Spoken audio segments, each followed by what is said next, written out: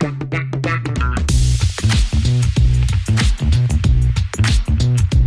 here with comedian, actor, writer, producer extraordinaire Joel Kim Booster for a special office holiday party conversation.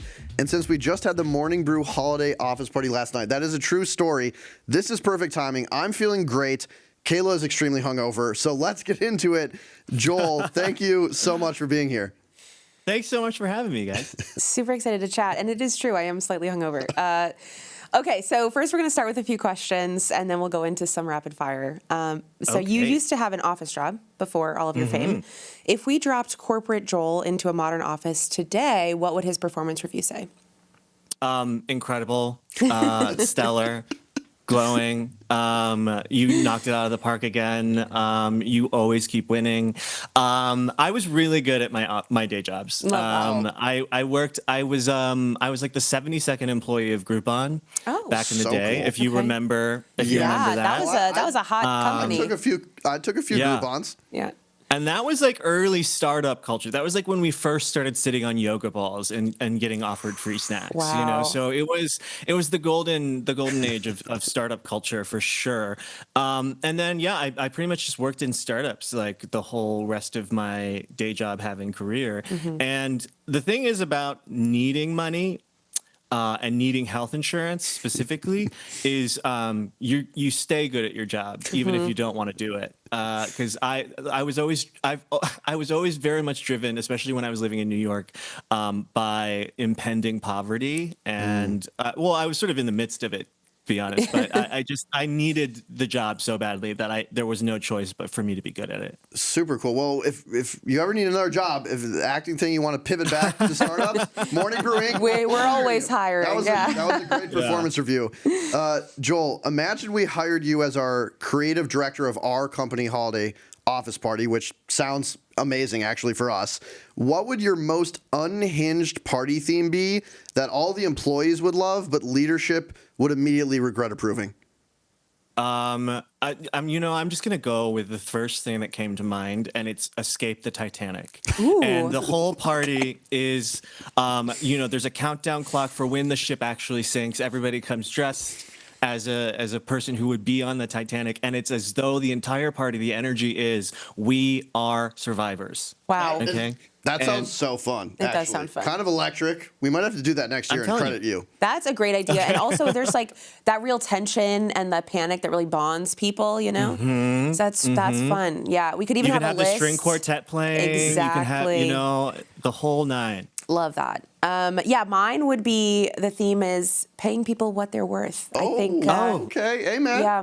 I think employees would really love that, and leadership maybe not so much. I think so. Yeah. All right. So let's say you can wave a magic wand and basically add one rule to every office across the country. What rule would you add that makes everyone's job a little more chaotic but a lot more fun? So it has to be a rule that will make things chaotic and a little bit more fun. And I'd say, everyone must fuck one person in the office annually. And it's not something that you get to decide. It's something that the company has decided for you. It will increase productivity. It will increase, it's networking. Okay. Move over LinkedIn. Yeah. No, you're totally right. I see the vision. We're gonna suggest that to our HR team. I think there's some legs to this. We'll get back to you on how that worked out for us. He brings up some good points. Yeah. No, networking for sure. No, mine was when somebody's being an asshole, you get to put them in a very visible public corporate timeout. That's good. A la like Blair Witch Project. Let's have them stand in a corner. Stocks. Yeah. Mine was going to be every month you get randomly assigned a different job that you have to go do for that day. I feel like it would just add a lot of variety to your life. Yeah, that's more hopeful. Empathy. Yeah. Yes, right? Yeah. Okay. I like that. We should be like co-presidents. I think we can bring a lot of change to this country. All right, Joel, we got some rapid fire questions for you. Are you ready? Okay. Yes. Ugly sweater dress code at a holiday party, yay or nay? Nay. Yeah. Let the people wear what they want. I like it. And also, who's to say a sweater is ugly or not? There we go. Exactly. Too subjective, for sure. All right. What's the most unhinged conversation starters that you would use for colleagues you don't know that well? unhinged, it would be sort of. I guess I'm imagining looking at someone I don't know very well who's at work, and it would sort of be like, "How did you end up this way?" Because it's vaguely accusatory, but also it's very innocent. Like there's plausible deniability there. So true. That is what Kayla asked me the first time we met. So someone's using it. Okay, the classic advice for work holiday parties is don't be the main character. Have you ever been the main character at work? You know, there was a time when I worked at Groupon when I would enter the office on rollerblades in short jean shorts and a tank top. No. And in many ways, that made me the main character of the day. I would say so. That's incredible. Yeah. That's crazy. And you didn't get pulled aside for HR? Everyone was into it? I'm telling you, baby, see this his was the performance? wild west of That's startups. This was the crazy. wild west of startup culture. They didn't give a shit. I love that. So that basically means you were the personality hire. You got people going all the time. And you were good at your job? Oh, yeah. I can't believe it. Yeah. It's amazing. All right. What's the best way to get out of a conversation you don't want to be in at the holiday party? I mean, the thing is I believe honesty is always the best policy. So I think saying to their face, I don't want to be doing this anymore. Always goes over well. It's better than I have to go to the bathroom, I have to get a drink, because then you have to follow through on those activities. So yeah, I think honesty is the best policy. Yeah, unfortunately, yesterday I used the I have to go get another drink tactic, which was not great for me personally, because I did have to follow through on that. That is true. So, Joel, let's say the party is winding down. Your colleagues want to go to a second location. Should you go to the second location? So a very wise friend of mine once said, don't leave fun for fun. And so I guess it depends on like how close the party is to being wrapped up. Because the thing is if you're having a good time at the party, it's never, ever going to be better at the second location. And so you really do need to know when to call it. I like and that. So Don't leave fun for fun. That's good. Don't leave fun for fun is the rule with which I live my weekends by. But I will say I love an after party. So as long as it's being billed as an after party, not a second party, Right. sort of concurrently with the first, then it's a loophole that you can really slip right through. Yeah. Kayla, did you go to a second location last night? I did go to a second location last night. And you know what? It was billed as an after party. And I think that didn't change the outcome at all, unfortunately, for me. I'm like totally normally put together, I promise. It's just today. Totally unrelated. What is the best hangover snack post-holiday party? Mozzarella sticks. Ooh. It's a solid Mozzarella one. sticks, That is baby. really good. From anywhere in particular? I mean, most places, it's really hard to screw up. I think that's why it's usually a safe bet. This is the thing though, is pick the closest place to you because they do not travel well. That's true. Okay. So you want to make sure that travel distance is as short as possible so that they're arriving still ooey gooey. Because As soon as that otherwise they mozzarella won't work. hardens, that's not Exactly. no bueno. Yeah. It's no longer a remedy. Yeah. We should have talked to you It's a second before our holiday party. We I could have put know. a lot of these tips into action. It's yesterday. so true. And yeah. Yeah. All right. Last rapid fire question for you: best Yankee swap or white elephant gift to give? A mystery. Oh, Yeah. okay. Give a mystery. Okay. Yeah, if you can pull that one off, it's something that no one's really sure what it is. Like, like a box, just like a box that like it's a some sort of like, you're gambling, what's in the box? What's in the box? Yeah. And then what you've given that person, if nothing's in the box, you've given that someone the joy of solving a mystery. Ooh. Wow. You could say, wait, something was in the box. I swear. Where did it go? Yeah, exactly. And then You don't cheap spend, you don't have to gifts. spend any money. That's great. God, this is good. It's perfect. I would say Cup of Noodles is a pretty good. I would say that's pretty good. We were throwing you layups here, Joel. We were throwing you Wow. layups. Yeah. No, I really just swing and a miss on that one. They'll never ask me back. Oh, it's great. Well, okay, let's play a little game that we're going to call Okay. Iconic or Moronic. Okay, I'm going to love give you, it. or we're going to give you situations that might be happening at work, and you have to tell us if it's iconic or moronic. All right, Okay. I'll go first. You have an office crush, but you only know them from Zoom. Moronic. Unfortunately, there's too much missing context there. You can't I get believe you. the shape of a person Yeah. from a Zoom box, Yeah. unfortunately. You also And I only mean know that metaphorically, Yeah, yeah, physically, yeah. all of it. Yeah. You only know what you see in their background. What aren't they showing you? Yeah, or if they blur their background, you really don't know a lot. So true. So Yeah. I agree. That sounds moronic to me. Coworker starts following you on Instagram. Iconic or moronic?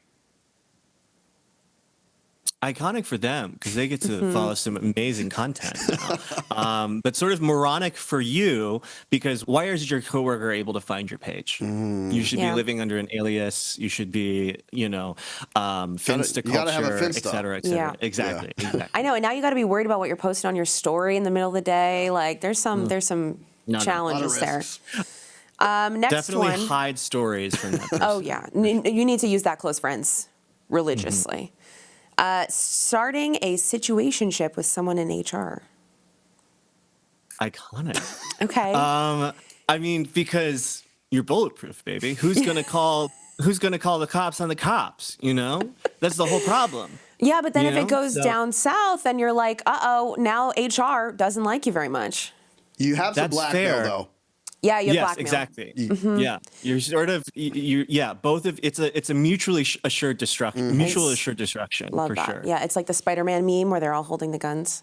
Okay. I just legally, I think we have to say that is moronic. Morning Brew Inc. We think it's moronic. Yeah, that's not my circus, not my monkeys. So I can say whatever the hell I want. That is true.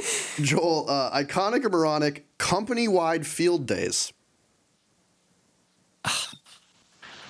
I'm gonna say iconic actually. Cool. I don't exactly know what a field day is, but I'm gonna say anytime that you get to go outside at work is better. This worked so much better when it wasn't so much easier to work from home. But if you're somebody who has to be in the office, you might as well be in the field. Yeah. Totally. And we do have one at Morning Brew that we do every year. And it is pretty fun. It's like you get to go out, spend a few hours playing some games, do some tug of war, build that camaraderie. It's the same thing as Escape the Titanic. Fun, your life is never more fun than when the fun is mandatory. Yeah, so true. All right, last one is +1s at the company party. Iconic or moronic? Iconic.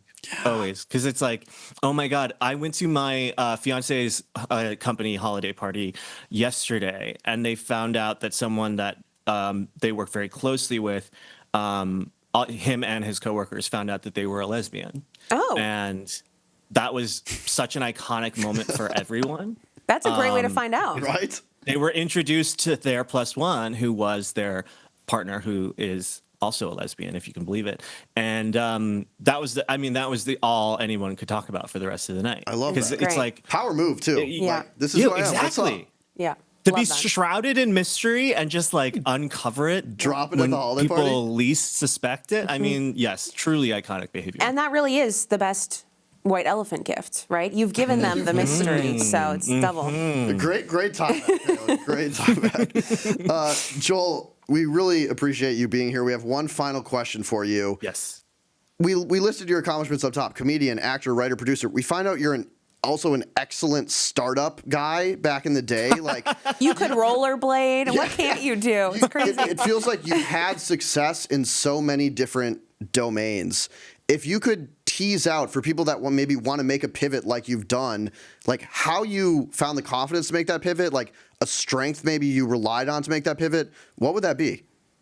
I mean, for me, I always tell this to people is that you cannot make the moment happen for you. You cannot force it. You cannot create the moment of that turning point. All you can do is be prepared for when it happens, and that's what I was doing. I spent every lunch break writing my scripts and my things, and doing a lot of non-lunchtime work on my creative projects as well, to be honest. But that's the thing, is that when I finally had that turning point moment, I sat down with a manager for the first time, and they asked me if I had a half-hour comedy pilot sample, a drama pilot, 5 minutes of stand-up that's taped and on YouTube, and I was able to say yes, check. And it's because I was laying the groundwork, I was doing that work before anybody asked me to do that work. That's the toughest part, and I think that's my real skill. Is like, I'm fine, I'm talented, whatever, but like, I'm not any more talented than anybody else. I just happen to be really good at doing work when no one's asked me to do it. That's awesome. I love really that. like that. And it's fantastic advice.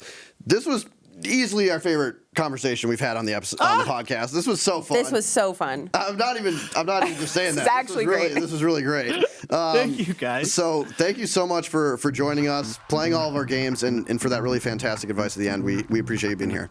Definitely. Thanks, guys.